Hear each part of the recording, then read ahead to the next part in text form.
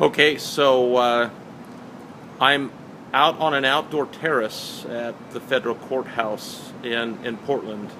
In a previous clip, I talked about a little bit about just how hard it is to find a place where you can do anything like this without going back through security and getting all your stuff, going across the street, something like that. But I'm taking a few minutes here on this terrace. It's just off the ninth floor.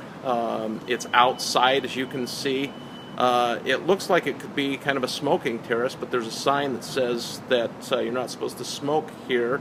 You're supposed to go to another location to smoke. So this place is pretty quiet, and there's hardly anybody here most of the time. So after a couple days, I finally figured out that this isn't a bad place to come and try to do this sort of thing when I'm able to finally get my equipment back after going through security again. And so what I want to do today, this afternoon, is kind of give a recap on what's happened today here in the trial. So after opening statements yesterday, today has been evidence. The government started presenting its evidence in the case. Started out with Harney County Sheriff Dave Ward. Spent several hours on what is known as direct examination, talking with Sheriff Ward, and then he was cross-examined by all of the defendants or their attorneys.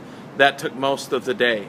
Following Sheriff Ward, his lieutenant, Lieutenant Brian Needham from the Harney County Sheriff's Office, testified very briefly, but his testimony was not a surprise to the defendants because they've had discovery in the case. I've talked in some of the stuff that I've written about how there aren't supposed to be surprises in criminal cases anymore. Well, what he had to say would not have been a surprise to the defendants, but I'll bet it comes as quite a surprise to members of the general public. I'm not going to talk about that right now in this clip. I'm just kind of giving a summary, and then I'm going to come back and talk about, I'm going to spend at least one full clip talking about Sheriff Ward's testimony and basically summarizing that. The final witness of the day was a gentleman from Burns by the name of Butch Eaton, who had an interesting story to tell. They didn't finish up with him today. They finished up with direct examination. They did not start cross-examination.